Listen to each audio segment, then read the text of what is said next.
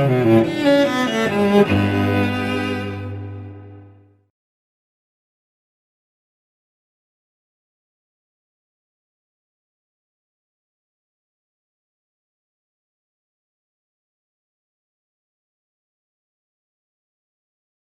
they do it in Canada. Can you explain that system better? Yeah, It's adversarial. I'm in versus- favour of turning our system on its head and having an inquisitorial system rather than adversarial. And at the moment, you get all the parties together in the family court and they go for it. They lie, they cheat, they can hide stuff from each other, they can get reports done that you're not allowed to read. Commit perjury? Yep, well, that's lying, and yep. We're with an inquisitorial system. Everything has to be disclosed, absolutely everything. There's no hiding behind the Privacy Act or anything like that. It all gets put on the table for everybody to see, to everybody to question, and for everyone to answer to. That stops a lot of the skullduggery that happens behind the scenes of, oh, so-and-so said this, oh, let's put it in a report.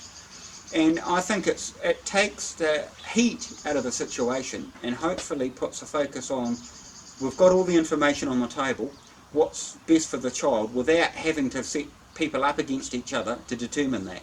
That system of adversarial in the family court, while it may work in the criminal court, it should never have found its place into the family court, in my view. Adversarial system just breaks families up. Absolutely. And that's people exactly what continues happens. conflict. Families are not about winners and losers. No, exactly right. The thing I find most difficult to understand is when they come and take a child, there might be a family of 2, 3, 4 children. They'll take one and leave the others. In a lot of cases, I know where that's happening. Why don't they take the others? I have no idea. I find the thought process of welfare and safety of the children is the first consideration and paramount by Oranga Tamariki, and their statutory legal obligations just vastly wanting. Well, after they removed a child from me, a few years later, they placed a child with me. And I wrote to them and asked them why. And I asked them for some financial support. And they wrote back to me and they said there are all these different scenarios where we would be involved and have to supply financial support. You come into the last category where we have no worries about placing a child with you. It's unbelievable. I won't have And any. then they turned around and disclaimed that they had actually placed the child with me, although they admitted I picked it up from their offices and they'd rung me. They said that the police had placed the child with me. That's their new one. It wasn't us that placed it, it was the police. But we've got no problems with it being with you. So, I mean, alarm bells should be ringing. This was a foster child, eh? Yeah, they're both foster children. Yeah. Just getting it. And it's just one of those things where you're going, where does the mentality start and when does it stop? You know? I think the Kaikoui twins and all of that sort of thing caused an foot uproar. every time, but unless you challenge them, they'll get away with it. Mm. So they wanted me to believe that New Zealand police now do the child placements in New Zealand. They actually only offer them accommodation. The New Zealand child protection system is pretty dangerous too, bro. That is run by idiots. Well, Holden's one. Dishonest idiots. Sergeant Stephen Brewer was an absolute crook out of Constellation Drive. It's like they sit down. He colluded with the organised financial crime agency, that little bugger. Yeah, But these people, what you need to understand though, is these people one day stop being a police officer or a social worker. And they go back into the community. They lose their protection. And a wonderful man on the West Coast, a friend of yours, is Brooker versus New Zealand Police Supreme Court of Appeal, says you can protest outside their house. Thank you, Mr. Brooker. Yeah, thank you, Mr. Brooker. She is Alistair. As long as you don't intimidate or harass. And that is the only way we're going to get a result with some of these people. Yeah. What history should have taught us is Judge McBrown back in the year 2000 did a brilliant report on child use and family. He made recommendations. None of them were ever implemented. A succession of 14 reports followed that absolutely echoed everything he said in the first report back in 2000.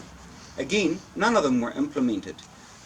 The point being that right back to the year 2000, and we're now in 2020, everybody knew what the issues were. In fact, the latest Children's Commissioner's report, and I have sent this to them in an email, I could have written it for them based on the other 14 reports that go back to the year 2000. And if we want to keep going like this, in 10 years' time, I can produce a similar report.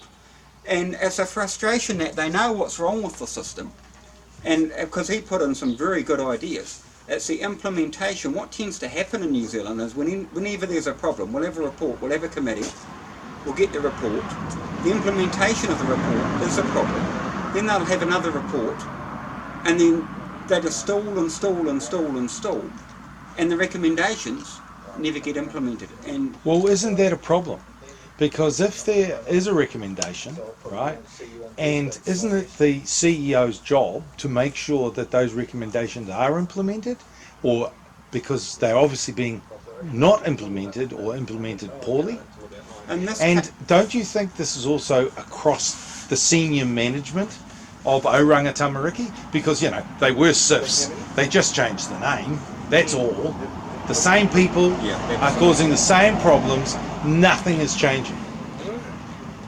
See, Howard Broad in his 2013 report, and I'm surprised he put it in actually, talked about the political will. He said there wasn't the political will there. So what happens is ministers set the policies and directions. They can't interfere with the day-to-day running of a government department. It's in the cabinet manual. So in this case, where the first issue arises with all these reports is the government should have gone to the CEO and said, we want you to implement all of these things. And they should have done it. So why didn't Paula Benefit do it? Why didn't Anne Trolley do it? And Ruth Dyson.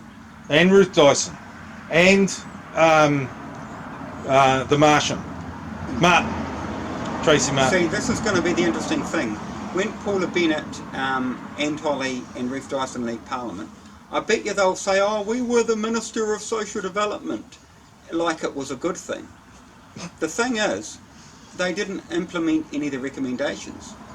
So in my book, it was a bad thing, because why they'll take the prestige of being a minister and say, you know, we're ministers and we're important people and we've done a great job. And they'll take the money. They'll take the money, but what they didn't do was the fundamental things to set things right. They knew what the problems were because they had reports about it. They did not give the CEOs the directions to implement the recommendations. So the first port of accountability is a minister, and unless a minister goes to the CEO and says this needs to be done, the CEO won't do it. Don't you think that politics, the way it seems to be going in New Zealand at the moment, is that the citizens are pretty pissed off with the lack of integrity by ministers and the performance of ministers? Oh, absolutely. That's exactly what it gets down to. Yeah. And don't you think that, you know, the way that the political environment in New Zealand is going at the moment is that the citizens are pretty pissed off? I mean, there's just been a raft of small parties being formed, and it's going to take it away from the bigger parties because they've been useless, both blue and red, and even green and black. They haven't done a good job. No, absolutely. And that's the problem. We can change the deck tiers on the Titanic, but it's still the same ship, and it's still the same people on the ship. And that's one of my biggest arguments about MMP. I think it's actually been the worst thing for New Zealand, not the best. Here's one example why. In order to allow list MPs, you expand electorates. So our MP, Damien O'Connor, has one that goes from Haas to Karamea and includes Tasman area. That's a lot of area for one person. You can't possibly do it. And the list MPs basically get a free pass because they're not elected. Well, they're professional politicians. Basically. And they're actually not working for the people. No, that's right. I mean, that no offence, I don't mean to interrupt, but that radio interview by Tracy Martin recently, where that young woman questioned her, just showed me that she is not there for the people. She is there to protect the state.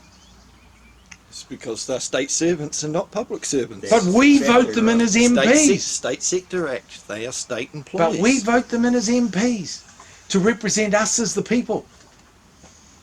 We're being hoodwinked. Mm-hmm. So no wonder everybody wants to become a sovereign or use set up their Article own 61 of the Magna Carta and have lawful rebellion. See, that's a difficult thing. I don't know if we did become a sovereign, if we would get be any better off, because No, we'll probably no. end up with the same people That's the problem. running for the same thing, just under the title of sovereign. Are you going to stick your hand up? You talking to him? Oh, he's good to me. Hey, well, I'd like to thank you two guys for speaking with us today. Graeme, thank you very much. Yeah, Thank you very much, and well done. 7 years is a hard time. Yeah, what am I going to do now?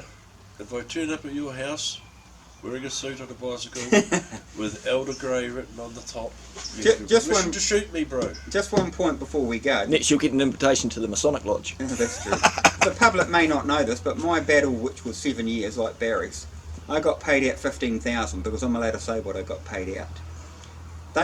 Crown Law spent $100,000 plus fighting me, and that didn't include staff time or GST or any of that. Doesn't it show you that when they have an indefensible position, which they had to eventually cave in on, they should have just paid me out the 15,000 and apologised. They would have saved you, the taxpayer, $100,000+. It was completely unnecessary, and as I learned in the discovery documents, the staff lied for 7 years and they were caught out until they could no longer continue the lie, which is why they caved in. My point is, it's a massive waste of money when you can throw 100,000+ at a citizen defending a position that's indefensible. And even in Barry's case, they spent 7 years. We're going to apply under the Official Information Act to find out how much money they've actually spent defending an indefensible position. And they get away with it because they've got an open checkbook. Well, we'll be on TV telling the taxpayers what these clowns have cost the taxpayers. You should have seen some of the stuff they checked. It's just corporate welfare. Yesterday. Oh, I laughed. The document. They made a statement, and they're supporting documents. You know, completely blacked out pages. No who it was from, no who it was to. Here's the thing that citizens need to realise. We're always told that we've got a right to privacy. Okay, you apply for something under the Privacy Act and see what happens to see if that's a reality. What they'll do is they'll use the Privacy Act as a shield. They'll redact stuff, they'll hold it back, and they'll have a legitimate reason for doing so. So when, in some cases, I've applied for files of 100 pages, we've only been able to read 15 of them because the rest is all blanked out under the very Privacy Act that's supposed to protect us. And the same with the Official Information Act. And even when you go to the Ombudsman and try to seek help, the Ombudsman has a very... It'll take a year. Yeah, they'll not only take so long, a lot of the stuff you actually want them to investigate, they'll come up with a reason as to why they can't do it. Yeah. Sad. I laughed. Very One was sad. an email Civil to Graham. War. One was an email to Graham, which he doesn't remember getting, and this bit of evidence she was producing. Who sent it to him? Blanked out, and just about 90% of it's blacked out, but the little sentence she wanted in there, so a couple paragraphs she wanted was still in there, and she was going to produce that at the tribunal for evidence. They're going, please. It's like taking one line out of a book and with no context. Yeah, I'll well, just- the whole discussion was over a claim that Graham had made, that they'd corrected an incorrect statement for him. And the woman was saying, I don't know how they did it. Although I was here, I was not involved. Here's my proof, and here's a piece of paper completely blacked out with one paragraph. Who sent it? Who received it? And in his case, there was one memo, and the other one was to Graham, and there was who sent it to Graham, and what the hell? And that's their defence. I'll just explain to people what it is that when I had my case, there's a thing called full discovery, which I call half discovery, because you're certainly not going to get the full facts. And interlinked with Barry's case, because I had a Chief Executive Advisory Panel report where they accused me of protesting and naming and shaming staff. Is it discovery or disclosure? Discovery. Discovery. Because I know it's disclosure in the Crimes Act. So what happened was that I had it removed because I asked them for the evidence, because they video recorded me protesting. So if I had have done it, they would have had video evidence and I would have been prosecuted. So in the end, when I won the case, because they said the staff who were recording me were doing so in their personal capacity or as a private citizen using their own equipment, and they backed away from that, the document that Barry got, I'd never seen before. Now, considering everything was supposed to have been fully disclosed to me, discovery, You should have seen it. that document should have been in it, and we've double-checked, which tells me they held it back. So they're not even following the law that they're supposed to be following when you take them to the Human Rights Review Tribunal, where they're supposed to produce everything relevant, whether it hurts or hinders your case, they still held stuff back. And if it hadn't have been for me helping Barry, I would never have come across the proof of that. So they're not even following the law themselves when they're supposed to be. Well, as we've discovered, legislation's made to prohibit and restrict, and always has a monetary gain. The law shouldn't have any monetary gain whatsoever. But anyway, thank you for... All right, guys, that's awesome. Cool. Okay. Cheers, guys. Bro.